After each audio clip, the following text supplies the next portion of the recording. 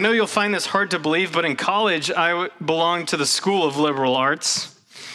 I was a religious studies major, which doesn't really mean anything at the University of Texas. But I was told that in order to graduate, I had to take a science class. And so first I asked, which are the science classes that the athletes take? No offense to you who are athletes. I took physical science, which I passed, thank God. But I needed another science credit. And I couldn't take physical science again.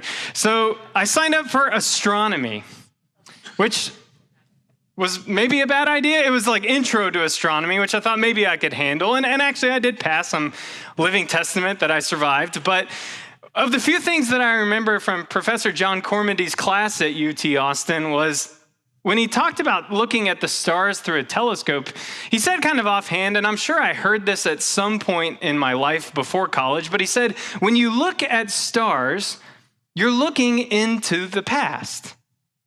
And I don't know if it just never clicked for me before, but that struck me. It continues to stick with me even to this day, that when we look at the stars in the sky, we're not looking at something that's present. We're looking into history, right? The speed of light is something like 186,000 miles per second, which means it takes time for light to get to us right here, right now. That light that was birthed and emanated takes time as it travels so that we can see it. So I looked up some things and I thought this would be fun. If you look at the light that travels and reflects off the moon to the earth, that takes about 1.3 seconds to get to us. So essentially real time when you're looking at the moon. That's how it was 1.3 seconds ago. That's interesting. If you look at the sun, which I don't advise you to do unless you're Harry Carey and you got some binoculars and you want to look at an eclipse for an hour. That's a Will Ferrell Saturday Night Live joke. I'm sorry. My wife had not seen that skit, so I showed it to her yesterday. If you look at the light that shines from the sun, that takes about 8 minutes and 20 seconds to get to us. So the sun that you're seeing in the sky is like 8 minutes old, that light. Well, then I looked up, like, what's the farthest thing we've found in the galaxy? And of course, science differs on this because when you start dealing in the universe, it gets really crazy really fast. But one of the things that I found really interesting was they think they found this galaxy called HD1. And I had never heard of this before, and I just told you I'm not good at science, so go look it up if you need a better explanation. But HD1 was found by some scientists a few years ago, and they think it's a galaxy. And the way they measured it, they think the light that shines from HD1 that we can pick up with our telescopes is 13.5 billion years old, which they think is about 300 million years after the Big Bang, which is like pretty close in the grand scheme of things. So if you were to look at HD1 through your incredible telescope, you're looking at light that's 13.5 billion years old. When we talk about astronomy, when we look at the stars in the sky, we realize pretty quickly that the past is not dead and gone. It's not all that far away from us. In fact, it's right here, right now. Just after this, if the sun comes out and breaks through the fog, that's the past entering into our present moment. Both of our scriptures this morning deal with this concept of memory, of how we relate to the past. Did you hear it in both Exodus, the instructions for remembering the Passover, the Exodus event from Egypt, and the institution of the Last Supper, which, by the way, is the Passover meal that Jesus was celebrating? Both of those have strict instructions for us to remember. Did you hear at the very beginning of the Exodus passage that Linda read? It said, "Remember this day on which you came out of Egypt." And then when Jesus celebrates the meal with his disciples, he says, "Take and eat, this is my body. Do this in remembrance of me." But memory, we often just treat like history, like facts that come to mind that then we find intriguing and maybe we share them at trivia or with some friends at a dinner party. But memory is different than that. Memory, especially in our Christian faith, is more than just the ideas that come to our brain and then disappear.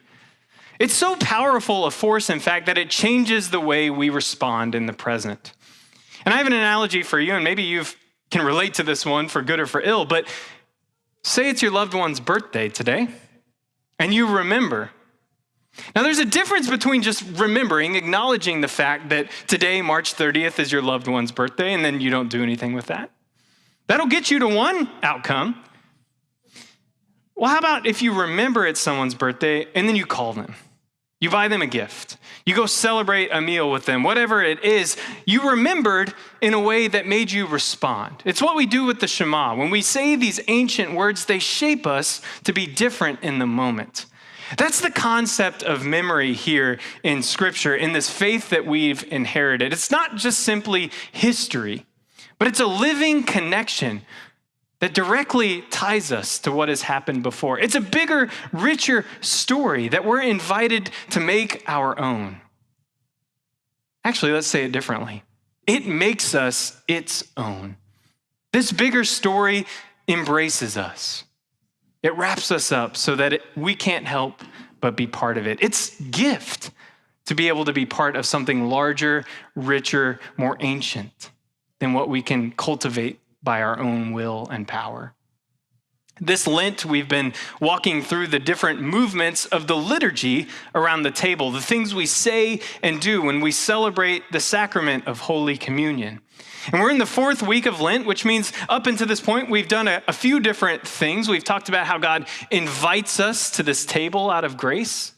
And in invitation, God is actually expanding, opening the door to something much larger, to be part of God's very own life. In order to accept that invitation, we then talked about how we need to bring our true and full selves into that experience through confession, where we lay bare our real lives to each other with the presence of God working in those relationships. Last week, we talked about the declaration of God's pardon and the passing of the peace. That what God offers us is much greater than just mere forgiveness. It's nothing less than reconciliation, which will right all wrongs, heal all that is hurting. That's what God makes possible, makes available to us, should we choose to receive it. And now we come to the point in our liturgy where we get to that long prayer that Pastor Linda is going to say in just a few minutes, the great thanksgiving. And if you're anything like me, you kind of just tune it out till we get to the part where we respond, and then you tune it out again, and then eventually we get to the Lord's Prayer. But this prayer, the Great Thanksgiving, is a recollection of the story of what God has been doing with us, God's people. And in the standard Great Thanksgiving liturgy, we're not using it right now because we're in Lent, so we use a special one. But in the one you'll hear on any given Sunday in the United Methodist Church, you'll notice that the way it retells the story is similar to the language in Exodus. It says, "You delivered us from captivity, made covenant with us to be our sovereign God." You hear the pronouns in that, first person plural, us. That these things that God did in the past, they actually happened to us, not to some people a long time ago, far away that we never knew. But that force of liberation continues to act in our lives as if we were there with those first people in Egypt when God let us out. As if we were there at the table when Christ declared, "This is my body." That's not just true back then, it's true now. Did you hear in the Exodus passage in verse 8, it says, "You will tell your child, we have this meal because of what the Lord did for me when I came out of Egypt." Those words are continued to be said at every Passover meal every year. The first person pronouns continue to be recited. It happened to us, not just something long ago. You see, this is the mystery of our faith, is that memory is not just reciting something from the past and trying to will it to be our own story. What we believe is that that story comes and embraces us and makes us part of the story. It's a difference. We're not just remembering with special power, but that memory continues to live on right now. If you were to go to a really dark place in the United States, say Big Bend National Park, or maybe you go to the Boundary Waters in Minnesota, I don't know, pick your place where there's no light pollution. And say it's a new moon, and you go outside at midnight, and you can see the stars, you can see the Milky Way. What you may find, if you're really lucky and it's really clear, is that those stars are shining in a way that they can cast a shadow on the ground. Think about it. Light that's hundreds of years old, thousands of years old, millions, billions of years old. That light from the past continues to act in such a way that it's affecting you in the present moment. It's casting your shadow. That light that began billions of years ago can continue to impact us, even right now. That's a little like what happens here at the table. We believe that what began in the Passover narrative, in the Exodus moment, where the God of freedom liberated God's people from oppression, what was confirmed at the Last Supper when Christ makes that story his own, saying, I am the force of liberation that frees you and makes you my own. We believe that didn't just remain in the past thousands of years ago. That force of liberation, we may call it grace, continues to impact us even now. Here at this table, when we hear those words of great thanksgiving, we are remembering that the past doesn't stay in the past. It meets us here in the present, right here, right now. And if you want to get even weirder, it's not just the past that meets us here in the present moment, but the future does as well. Robert Jensen is a theologian from the 20th century, and he said this. He said, a Christian sacrament, these things that God gifts us, like communion and baptism, a Christian sacrament brings into the present some aspect of the future promised by the gospel. So when we celebrate communion, God is bringing into the present moment nothing less than the great wedding banquet that's promised. This feast that will happen at the culmination of all things, which we also say in the great Thanksgiving, until we feast at your heavenly banquet. That's not just a throwing a bottle into the ocean and praying it comes true. We believe here at the table that future comes to the present moment as well. So in a strange, mystical way, time collapses here at this table. Past and future meet us here in the present. The line between our experience of reality and ultimate reality, things as they truly are in God's eternal presence, that line disappears. Heaven and earth come together in a thin place right here. It's a portal that you're invited to walk through for just a moment to experience life as it truly is. Is your head spinning yet? It should be. The Christian faith is so much richer, so much more mysterious, so much greater than we often give it credit for. We water it down. We distill it to 4 steps or this prayer or living this way, when the truth couldn't be even wilder than our imaginations could make it out to be. I went to Big Bend a few years ago, and when you go outside at night and you see the Milky Way galaxy, it's kind of a destabilizing moment, right? You realize just how big things are and how little you are. It's rather overwhelming. You're decentered from your own experience, right? I'm so used to being the center of my own universe. My day-to-day life is all that there is. And you're all just kind of in orbit around me. And then you go to the desert, you go to the boundary waters, wherever you want to go in the middle of the ocean, and you realize just how much bigger it is. And while that's very disturbing in a way, it can also be comforting, at least for me. I realize that I'm not in control. I'm not the master of my own fate. And that's good news, at least for me.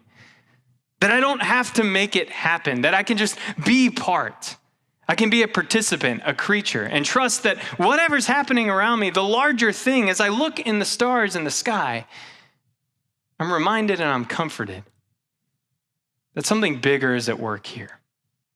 And I can just receive. When we come to this table, we realize that the past may be gone for us. We can't go back and change it. But the past is not gone for God. The past is just as open and available to God as the present is. And the future may be terrifying, right? We don't know where it's going. We don't know how to make it happen, whatever we want. But the future's not too far. not too terrifying for this God who makes time work for our good, that the future is also in God's hands. So when we come to this table, we're coming into contact with nothing less than the God who makes the stars in the sky, and that light that shines in the darkness meets us here now and illuminates life for us in such a way that we can look back on our past and we can be reminded that all shall be well. That we can look ahead to the future, and no matter what's coming, we can trust that all shall be well. And as we receive this gift of body and blood, we are reminded, we remember that all manner of things shall be well. Thank you for listening to this episode of Weekly Teaching. To watch the full live stream of this worship service, you can view all archived streams at the Alamo Heights UMC YouTube channel. If you have any questions, email us at podcasts@ahumc.org. That's podcasts@ahumc.org. You can also visit our website, ahumc.org, anytime. Any related links are also in this episode's show notes. Again, thank you so much for being a listener. We truly appreciate your time.